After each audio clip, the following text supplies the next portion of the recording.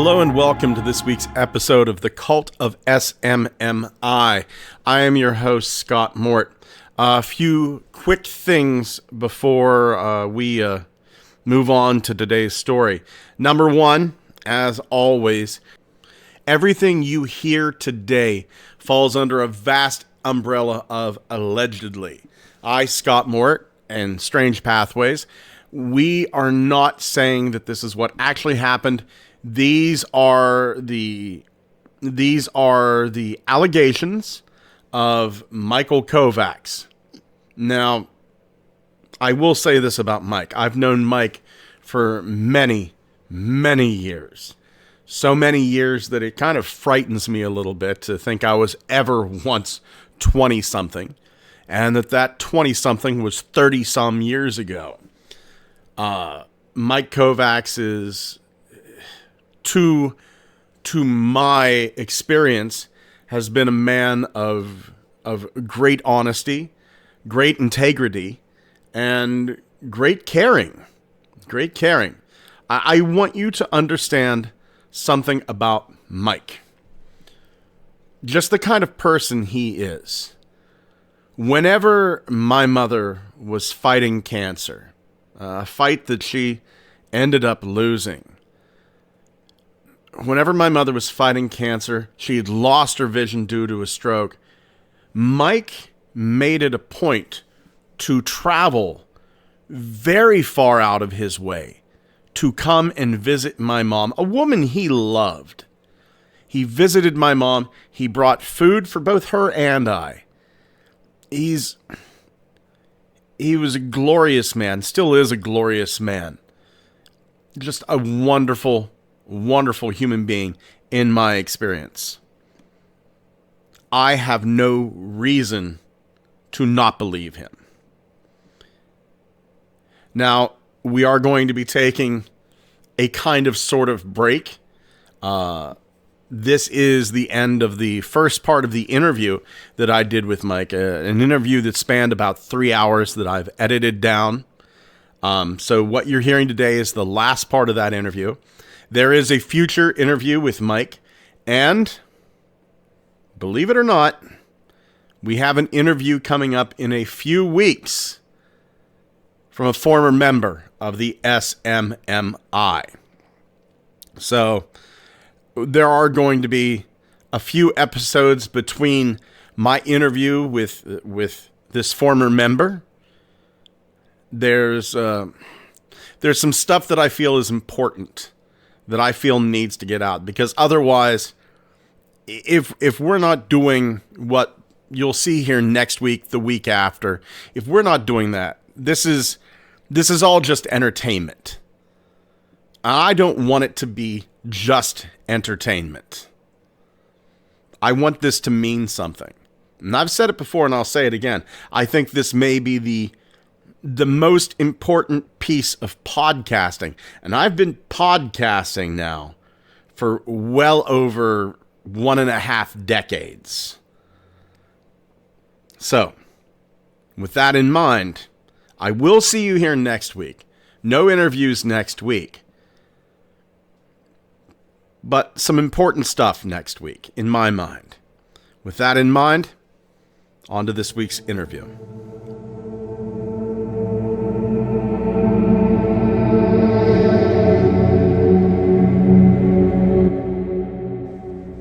The idea is that the Sparrow was growing that big because what the mechanism that had been put in place was that my mother, I was kind of an outcast, right? So my mother really, I'd have to get permission to go. I think I'd have to get permission to go see her, or that did wind up happening.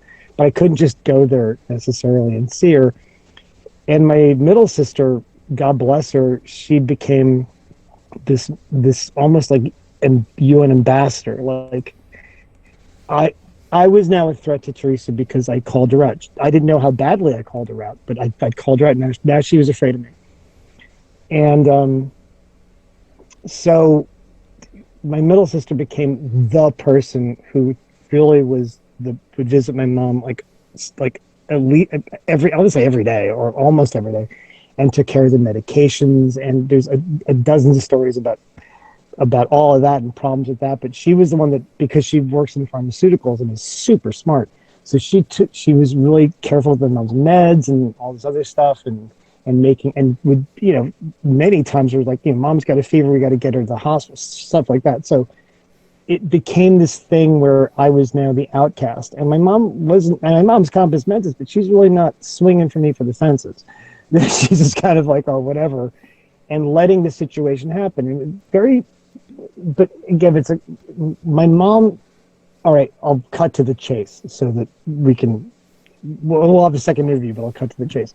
So I'm now literally going out of my mind. Okay, I'm angry all the time. I'm depressed all the time, and in the abyss all the time. But I did not give up my faith, because I figured that's kind of what the dark side wants. Lose the hope, pal. That's what we want. If you do that, we win. So, but I didn't. And at one point, so I began to research a little bit here and there, and then I found on Wikipedia, on the talk page at SMMI, someone said that this group physically and emotionally and spiritually abuses whoever comes in it. That was my tip-off. That was like early on. That was like first or second year. And then the nuns that I knew, the ones in Connecticut, weren't really talking. But stuff was beginning to happen, because I think that order, the SMMI, what was left, was beginning to break down. There's a lot. Once Patrizzi left, it was like, this is a longer story, but Patrizzi left the SMMI as a leader, put somebody new in charge. The new woman in charge looked at the books and went, we got to get audited by the Vatican because this stuff is wrong and I don't want to be on the hook. The Vatican comes in, they start nosing through the books and all the blah, blah, blah, blah, and seeing what's wrong, and there's a lot wrong. Patrizzi comes out of retirement and begins this literally take no prisoners approach towards getting whatever she can get from the SMMI to her new team, her new order. And in doing so, and again, this is another story, it's a great story, but so she wound up splintering, and Teresa went with her in the splinter, and it was all these things. It's a long story, but it's a great one. But Patrizzi split, so this new order wound up not really having a name, so I can't talk, I don't know who to contact again, because let me state something very quickly. As far as I can tell, because this was a cult and not a true established religious order, like if it were Catholic order, I can speak for that, I don't know anybody else, but if it were Catholic order and it were run properly, I could have called somebody, spoken to someone in charge, been like, look, you have one of your people is mentally ill, and I'd be cutting it really kindly. We have a problem. I need to talk to you. And they would hopefully meet with me, talk with me, and then be like, okay, well, we'll take this person and we'll talk to them and hopefully take them out of the game or something. They wouldn't, you know what I mean? Like there'd be there'd be a chain of command to go through, right? Like any organization, any business, it's a chain of command. This didn't have one. This was a cult. So they were hidden. So I couldn't contact anybody. So after wandering around in depression and finding small things here and there online, I found out that Patrizzi had been, I won't say excommunicated, but had been told by the Vatican, we heard what you did, we heard about your abuse. If you ever lead another group of people in religious life, you're excommunicated. Okay. I needed to find this letter. Now this is where it gets weirder. Nobody would give me the letter. Patrizzi, it turns out, her family has had hundreds of years in the Vatican of relationships and family and priests and bishops, cardinals, the whole thing. So she has a lot of leverage in that corporation, right? So people feared her because she was an extortionist, right? She was a con man. So con mans talk to you, they bribe you, and then they use that bribe against you, right? They use the con against you. So this is what she had. So at some point, the SMMI had a side order of men, which in the Catholic Church is called brothers. Sisters are women, brothers are men. And I was taught by a really great group of them, of brothers. So again, great people. But she had an offshoot of men. I'm telling you, these guys would not talk. Okay, they were so locked down. They would not. I could not contact them. They would give me couple of word answers, small things. One guy that was part of it, he gave me a portion of the Vatican letter. I mean, he knew who I was, right? He saw my name. I told him who I was. I told him what I was about. I don't think he wasn't involved with it anymore. But he didn't give me the full thing. And I was like, you bastard, I need the full thing. I need the full Vatican letter. And then through a total gift of divine intervention, I got a full copy. I got the full copy of the Vatican. And that was like, God, that was 6 years later. I think 88, 90, it was 2011. That was years later. I mean, I was suffering for years. It was just horrible. So fast forwarding. Do you still have a copy of the letter? Here's where the fun. What? Of course. Well, I think. Do I have the physical? I think I have the physical copy, but I know I've got digital. I can send you a copy of the digital. I would love that. And with your permission, I'd like to put that on like the Facebook, sure. The Twitter. Excellent.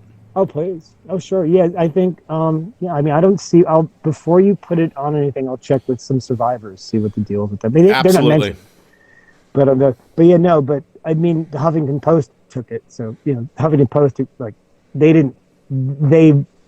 got it. I gave them my copy, and they validated it, so it's okay. Mm-hmm. So once this is the thing was for all those of you who are suffering in despair over a trauma and no one believing you and wondering, with whatever, what will happen? Will anybody believe me? Can I talk to anybody? Or is there anybody else in the world? I think that was the thing. Is there anybody else in this world who will understand what I am going through?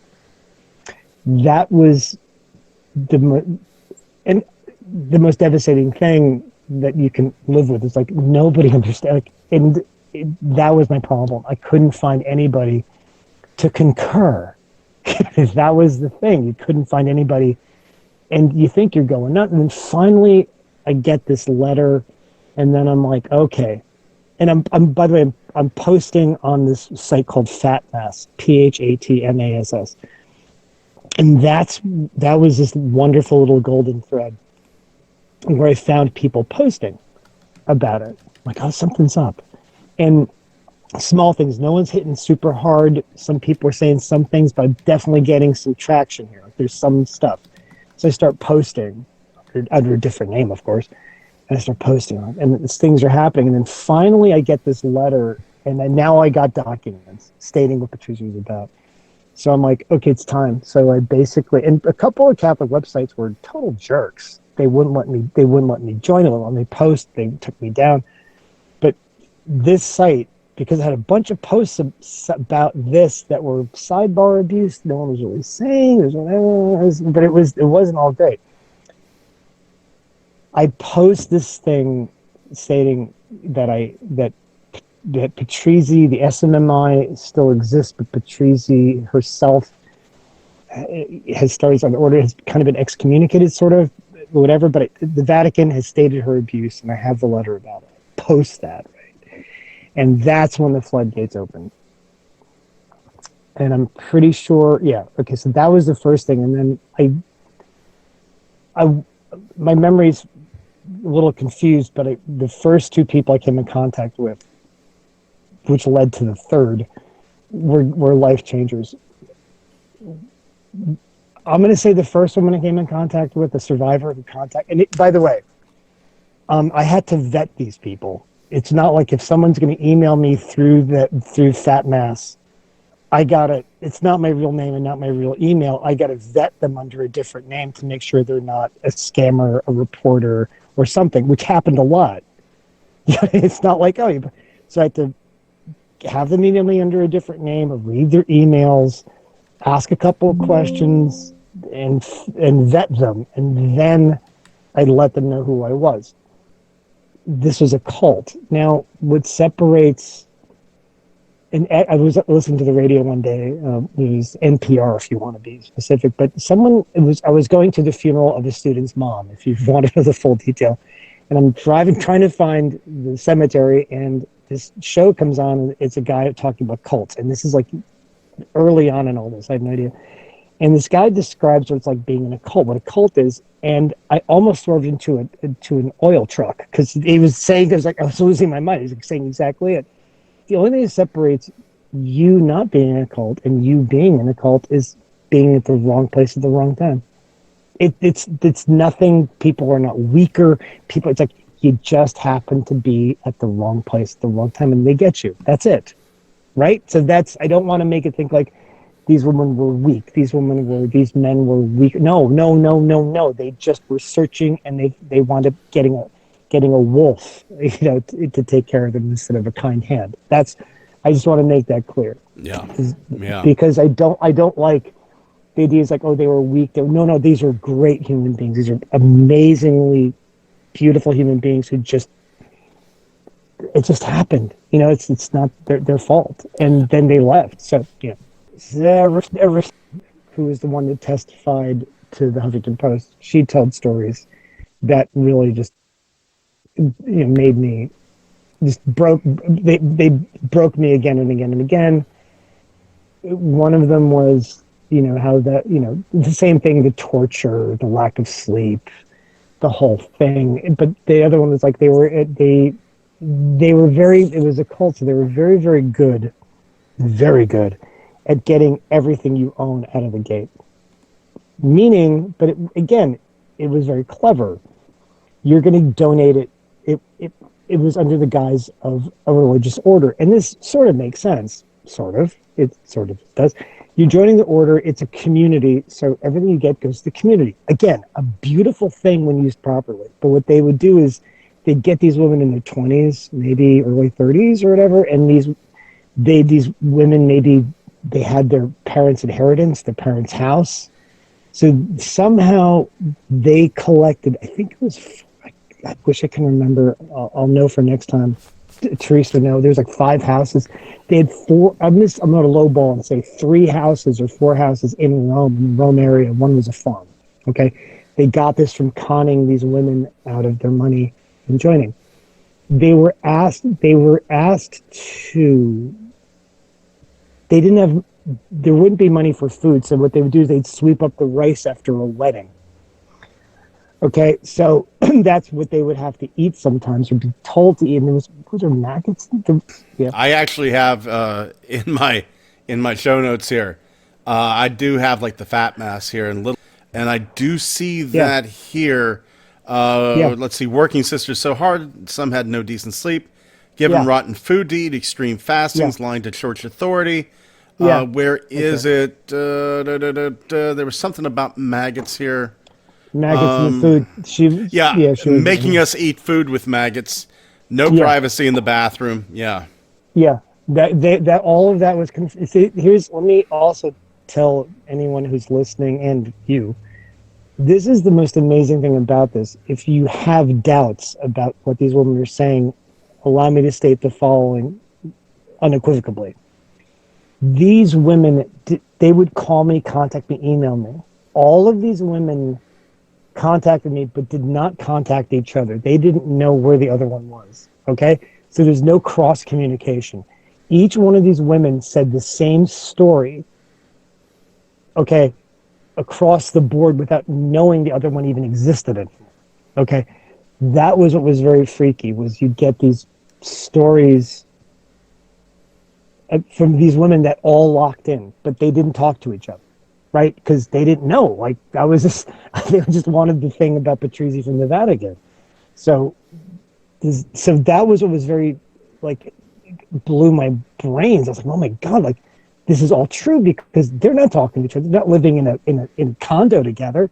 They're all across the country and they're telling me the same stories from different years. So all this is true. That was what made me like, oh no, this is legit. So there was all of those things that happened. So these women start finding me, and they start finding, and I'm like, so And I'm like, okay. And then I try to set them up with each other so they can find each other and heal. Like, you're not alone. You're not alone. You survive. And then everything kind of, oh no, and then NPR. I'll try to tie this up really quick. Then NPR, I started sending out leads like church abuse. I have proof. And I think it's about 90 emails between myself and NPR that were like, they were interested, back and forth. And then they drop it. And I was so depressed. At one point, I was like, okay, fine. I did my best. My mom is still screwed. I'm still screwed. These women are screwed, but I know I gave everything I could. I put it out there. It's still out there. I helped some women. Maybe something will happen, but I don't know. Then literally when I kind of let go, I hate when people say like, the moment that I let go is the moment it happened. Okay, I didn't totally let go. I'm sure there's like 2 or 3% still there. Yeah. But when I was at my point of it, like the Huffington Post found me on Fat Mass. And this woman emailed me, Jessica Blank. We emailed back and forth. And then at another time, I'll get to that thing. But Jessica Blank believed me.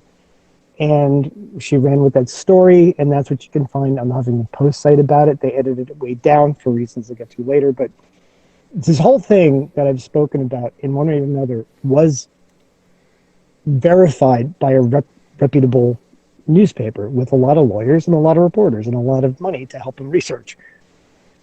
So all I can say, so it went out, the story got blocked because of COVID. It was supposed to come out Easter of 2020. It came out at the end of 2020, the day that Huffington Post was sold. They just dumped the story. So there was many, many, many hours of interviews and a lot of stuff that never got put on Huffington Post. But the Huffington Post story is legit. It's just very tame. Marie Therese, she was the one that would go, appeared on camera for the interviews. The other woman didn't. My friend who's a rape victim didn't want to go, have her face shown. But she did actually in the 11th hour say, look, I'll tell you my story, but I don't want you to show my face. So that made the story. Like when the reporter heard that, it was like the gates of heaven opened and everything ran through it. So this story that I've said, and will hopefully give you more details again, is legit. It's not from whole cloth. The Huffington Post picked it up. And, the worst thing is to live in a place where no one will believe you. And the idea of being in a place without hope is the worst. And I will say, I know that your podcast deals with paranormal stuff. For what it's worth, I'm just going to say Scott, you and I are musicians, so we've been around. Yeah. We've been around the block. I've seen some odd stuff, man. I've seen some odd stuff that was, and not even paranormal. It's just, I didn't expect that to happen in that way. Yeah. Right. We've seen odd stuff. We've met odd people. We've seen stuff that makes us go, maybe humanity really shouldn't have evolved. We've seen strangeness, and we've been around the worst side, also the best side, but the worst side. Yeah. And we know. So when I say this as a musician, as a working musician, as you are and what I was around was evil. And it was something that is not like, not that I disbelieve in The Exorcist. I don't, but I'm saying it wasn't like that. It was more like The Devil's Advocate, where it's this amazingly beautiful con job. That's probably the best movie I can describe it as, with the Al Pacino's the devil, because it's not like this horn kind of thing. It's that may be part of it, but that's not where I was at. Even Alice Cooper says the devil's not, the devil's the guy in the best suit in the room who can sell you that contract. And that's what I was dealing with, because it didn't psychoanalytically, in the realms of physics, in terms of timing, this stuff didn't add up. It was something other.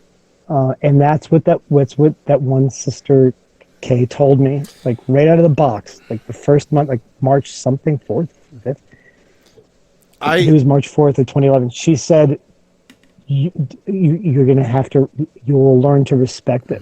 And I went, it took me a long time, but I didn't fear it because I thought I could take it on. And I'll get to this in another interview. But the idea is, this was evil. This was not bad. This was not, oh, geez, this was something other. Yeah, there is something strange in true evil, and I'll give you an example here. There is I used to do a true crime podcast. It was, and I had to get away from it because just every week talking about the most horrible things one human can do to another. Right? Yeah, it was one of the episodes. It kind of hit me was about this family of serial killers called the Bloody Benders from back in the 1800s. And it's odd. It actually ties into Little House on the Prairie and what have you. Yeah.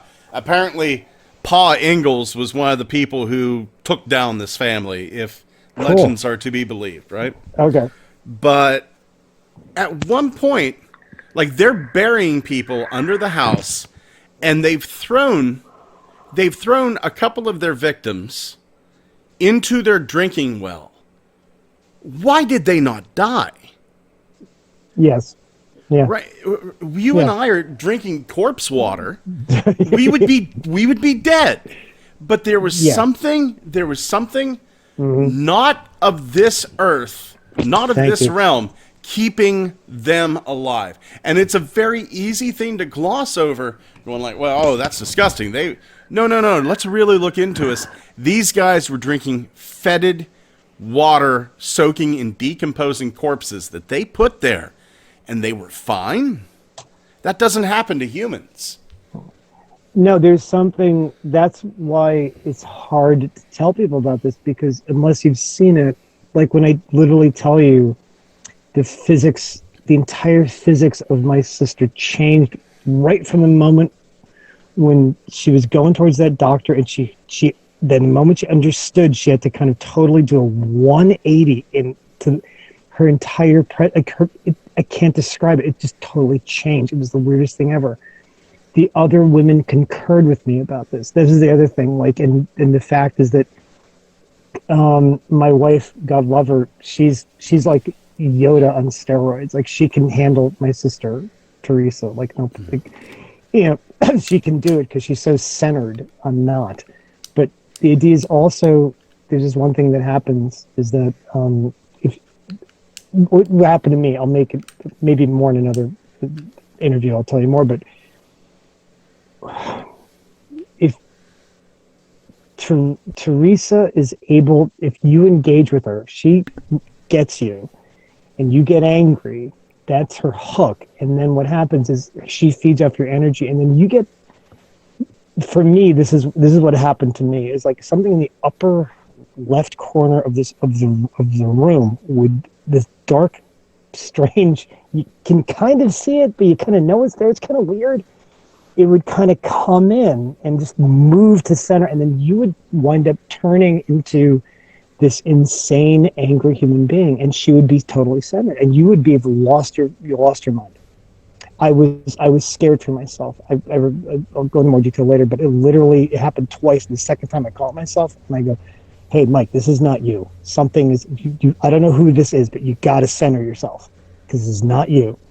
So I told this to Therese and to the other survivors, and they were both like, "Oh yeah, that upper left corner, yeah, she does that. That's her." Mm-hmm. I was like, "Oh my god!" So, but the other side of the coin is, it's easy to fetishize that thing and to cower in fear. And what I carried with me from what that one woman said, to respect it, that doesn't mean to worship it. That means to be like, I understand that you are this thing. I will not engage because I'm not strong enough. And I'll get to stories about that later. I'm not strong enough myself to engage with this and overcome it. God is, I'm not. But you got to understand that thing. So these women were so wonderful. That's why finding survivors really helped out. But I think anybody who's been through occults, anybody who feels alone, anybody who feels like, I mean, I will feel somewhat guilty in some way that, that I was a part of this. I wasn't, but I was. I was a kid. I was a guy in his late teens and 20s trying to be a musician and try to save up money to go to Minneapolis to music school. And I wound up being in the middle of this, but I didn't know, and then when I did find out, no one believed me. But I ask anybody who's had bad experiences that legitimately happened that I don't believe, your truth is your truth. And that is the most sacred thing you have. And find help, find someone to talk to. If they don't work, find somebody else. It's like an auto mechanic. Oh, we can't fix it. Find somebody. It's like a doctor. Oh, we don't know what this is. Find someone who will fix your foot. If we don't know what to do, find someone who can work with your foot. Find someone who can work with you psychologically and spiritual, whatever, to center you, because your truth is your truth. If you live through something this dark, you're not alone. That's, I think, I mean, I'm just a guy, but I can just say, like, just hold on, because you're not crazy and you're not alone.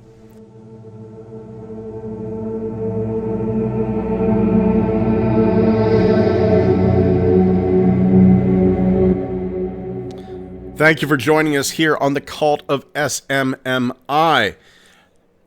If you go over to our Facebook page, to the Twitter, to Instagram, we're going to have a few pieces of literature, a snippet of the letter that Mike Kovacs was talking about during this episode, a flyer that the SMMI put up, and also you will find a link to an article about the allegations of abuse within the SMMI.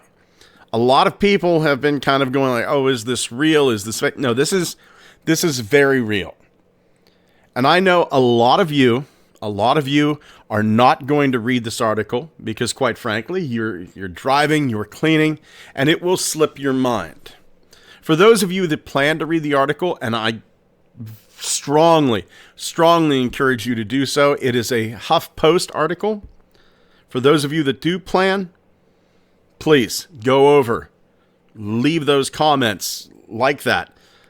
For those of you that right now cannot or don't want to,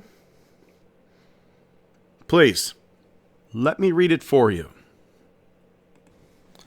From the Huffington Post, December 28th, 2020. Allegations of abuse within the convent walls. 4 former nuns shared their story of their time in the Sisters Minor of Mary Immaculate Religious Order by Jessica Blank. Religious orders are supposed to provide spiritual guidance to those who join, but some of the women who entered Sisters Minor of Mary Immaculate, SMMI, say they faced physical and emotional abuse. Patricia Budd, one of the former nuns of SMMI, first entered in 1995 in hopes of connecting with her Catholicism. It was at her first retreat where she met the order's U.S. delegate, Sister Teresa Kovacs. It was a lot of hugs. There was a lot of encouragement, Budd told the HuffPost. They would listen to you and you felt really important and you felt like you were valued. But soon after she joined, Budd and the other nuns realized things were not as they seemed.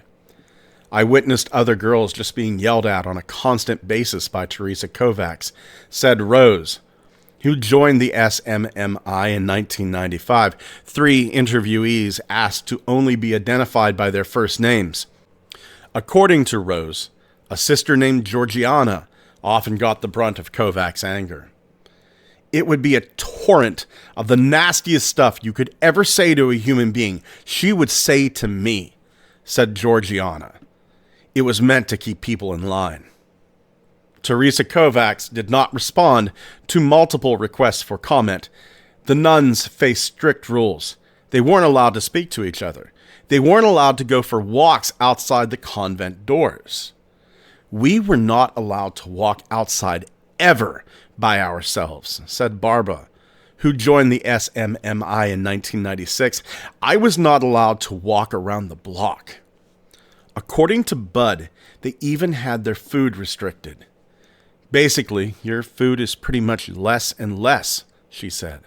And so, that's pretty much like what a cult is. And break you down. That's the whole thing. Always to break you down. When Georgiana was recovering from a near-death experience with cancer, she was moved to a convent in Stamford, Connecticut to recover, where she said Kovacs would enter her room at night and sit with her.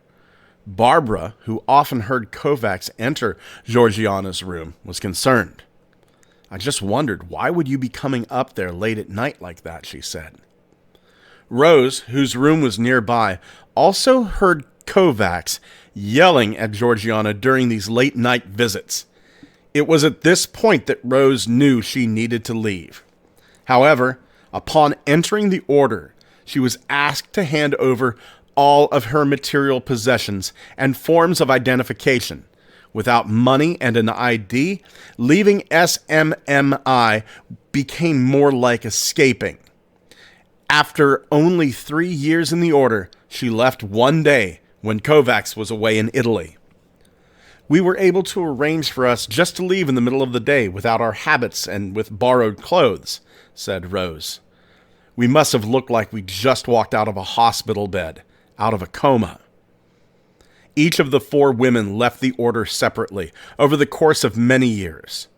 Barbara left after 2 years in the order. Patricia Budd left after 7 years. Georgiana left after 15 years. Despite their experiences in SMMI, the women all still feel ties to their Catholic faith.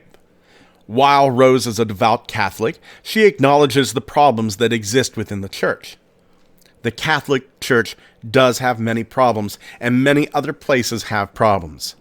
Many companies have problems in the corporate world that ever since I got out, I've seen, she said.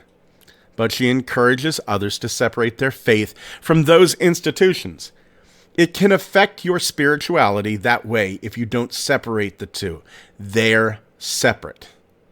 Now these women are speaking out in hopes of raising awareness for others who may find themselves in abusive environments. I would like to also make others aware so that if they are suffering the same kind of things, that they don't feel bad about themselves and that they come forward because it's not their fault. Because people make bad choices doesn't mean we have to hide and suffer from it. I am not going to let it own me anymore, Georgiana said.